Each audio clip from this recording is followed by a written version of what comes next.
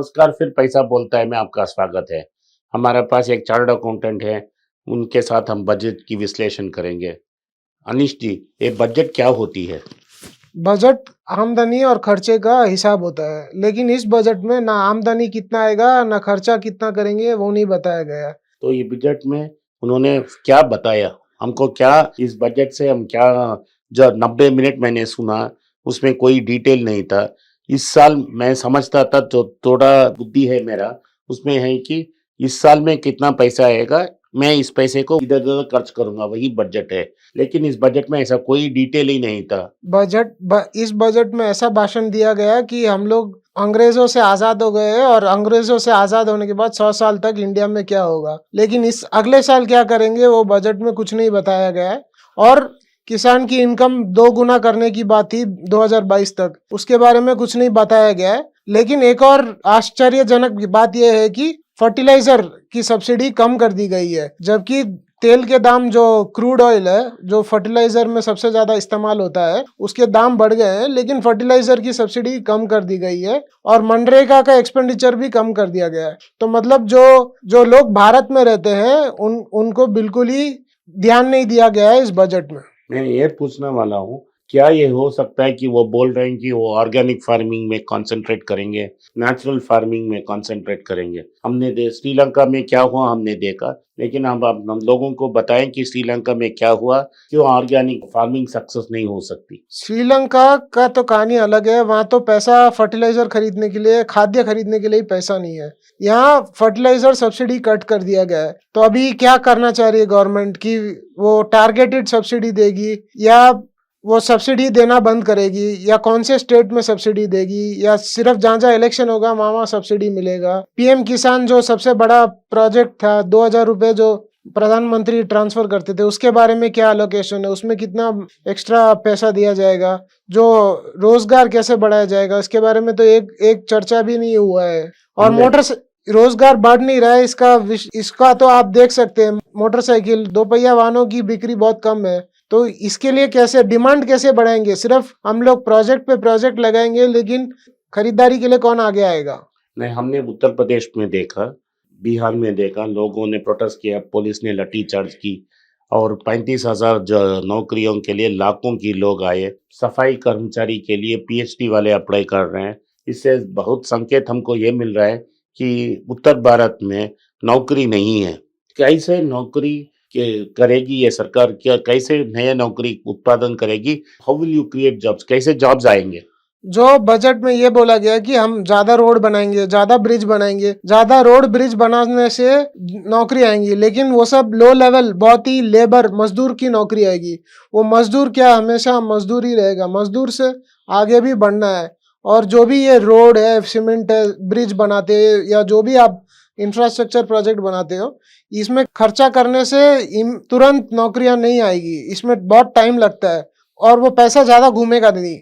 नौकरियां या इकोनॉमी या डिमांड बढ़ाने के लिए जितनी बारी आप जो पैसा खर्च कर रहे हो वो सिस्टम में घूमेगा, तो उतनी ज़्यादा इनकम आएगा, टैक्स बढ़ेगा, आप खर्चा ज़्यादा कर पाएंगे, नौकरियां ज़्यादा बढ़ेगी। लेकिन जो भी कैपिटल एक्सपेंडिचर करते हो उसमें नौकरियां नहीं बढ़ती है। कैपिटल एक्सपेंडिचर में एक और बहुत हंसी की बात है कि इस बारी जो कैपिटल एक्सपेंडिचर में जो एयर इंडिया का 65,000 करोड़ लोन चुकाया, ऋण चुकाया गया है, वो भी कैपिटल एक्सपेंडिचर में। वो कहाँ से कैपिटल एक्सपेंडिचर में आएगा? ये बहुत ही हास्य की बात है। मैं ये पूछना चाहता हूँ, ये क्या सेल हो रहा है एयर इंडिया में? एक तरफ ने आपने टाटा को बेच दिया और दूसरा पैकेट ने आपके बैंक ही खुद उसको लोन दे रहा है। आपने 18,000 का इनकम ले लिया और इधर 23,000 का लोन दे दिया, और लोन दे रहे हो 4.5% में। इस मार्केट में सरकार भी 4.5% में लोन नहीं दे रही। ये क्या हो रहा है? एयर इंडिया के बारे में कुछ विश्लेषण कीजिए। कितना लोन राइट ऑफ किया गया? क्या हो रहा है एयर इंडिया में? मुझे तो लगता है जो भी टाटा और साइरस मिस्त्री की जो लड़ाई थी, उसको टाटा के फेवर में रूलिंग देने के लिए टाटा को ये सब अभी फेवर्स मिल रहे हैं। अभी नीलांचल इस्पात, अभी कल टाटा स्टील को 12,000 करोड़ में बेच दिया गया है। एयर इंडिया को बिल्कुल ही मुफ्त में दे दिया गया है। ये कोविड के टाइम में अगर एयर इंडिया को हमने डाइवेस्ट किया है, हमने विनिवेश किया है, लेकिन ये तो सबसे खराब टाइम है कोई भी एयरलाइन बेचने के लिए। जब इतना साल तक सरकारों ने पैसा लगाया है एयर इंडिया में, जब इकोनॉमी ठीक थी तब बेचना चाहिए था। अभी तो एयरलाइन इंडस्ट्री खुद ही मुश्किल में है, अभी एयर इंडिया बेच के कुछ नहीं मिलता। जब अगर हवाई मतलब क्या कहते हैं एयरलाइन इंडस्ट्री बहुत तेजी से चल रही होती तो क्या पता फॉरेन प्लेयर्स भी आके एमिरेट्स भी खरीद सकता था, सिंगापुर एयरलाइंस भी खरीद सकता था, लुफ्तांजा भी खरीद सकता था, अमेरिकन एयरलाइंस भी खरीद सकती, यूनाइटेड भी खरीद सकती थी, कोई भी खरीद सकता था। अभी जब पूरी ग्लोबल इकोनॉमी में संकट है तब एयरलाइंस बेच के क्या मिलेगा? जब लोहा गर्म होता तब मारना चाहिए, अभी लोहा बिल्कुल ठंडा था तो अभी एयर इंडिया बेच के क्या मिलेगा?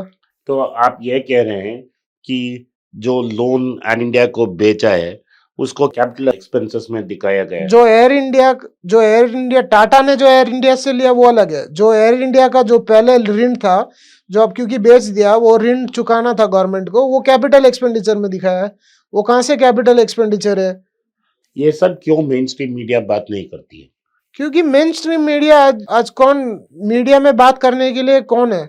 मीडिया में एक तरफ है टीवी 18 के चैनल, पूरा न्यूज मीडिया कंट्रोल किया गया है बायोकॉम 18 से, तो अब बात कौन करेगा? बायोकॉम 18 पता है आपको कौन ओन करता है? अंबानी ओन करता है। हाँ, तो जब मुकेश जी को फेवर चाहिए तो फिर वो एंकर रहेगा ही नहीं। तो स्टॉक मार्केट में क्या असर पड़ेगा? इसमें कोई असर होगा लॉन्ग टर्म स्टॉक में? मार्केट में नहीं, इसमें ऋण मार्केट में बहुत बड़ा असर हुआ है। एक दिन में बॉन्ड के दाम 20 बेसिस पॉइंट बढ़ गए हैं। ये बहुत ही खराब संकेत है। 7% की तरफ जा रहे हैं हम लोग। ये मोदी जी जब आए थे तब भी 7% नहीं था, ये उसके पार जा रहा है, जबकि दुनिया में अभी ऋण के रेट बहुत कम है।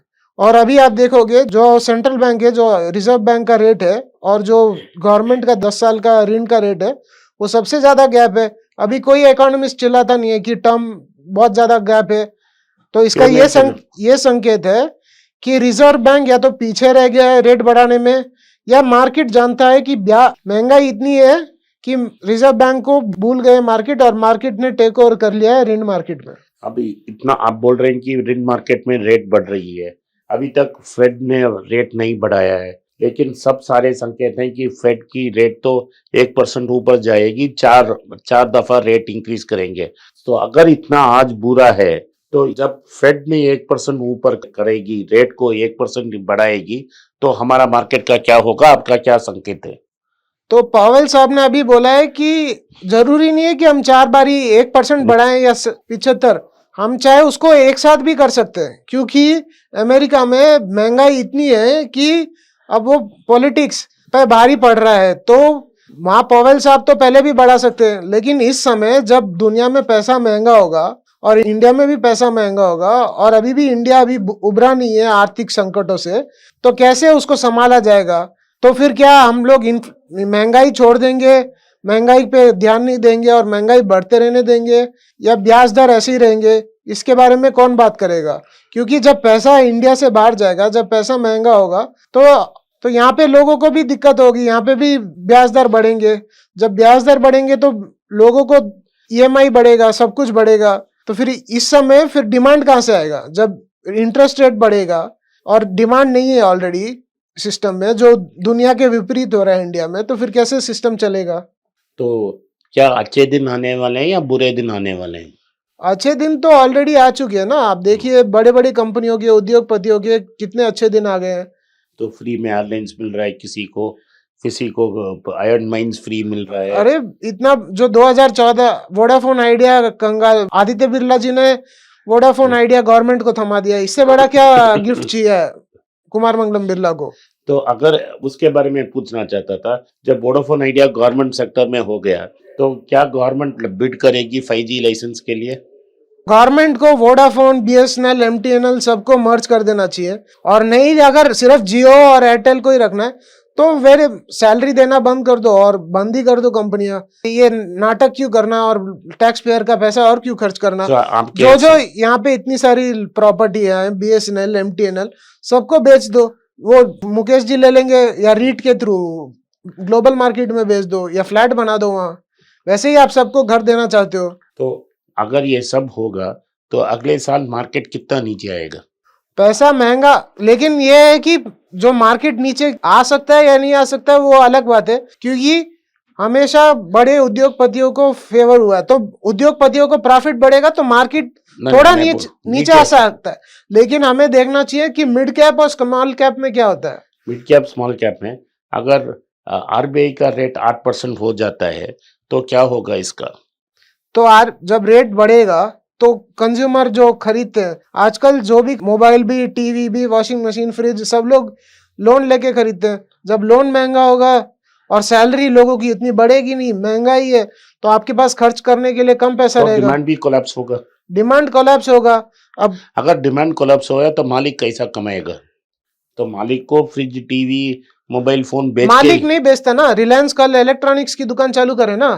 नहीं अगर रिलायंस रिलायंस को आप बोलो, Reliance fridge, Reliance TV, Reliance mobile बनाए। रिलायंस बना नहीं रहा है, अडानी भी नहीं बना रहा है। तो टाटा तो बनाता है ना वोल्टास पे।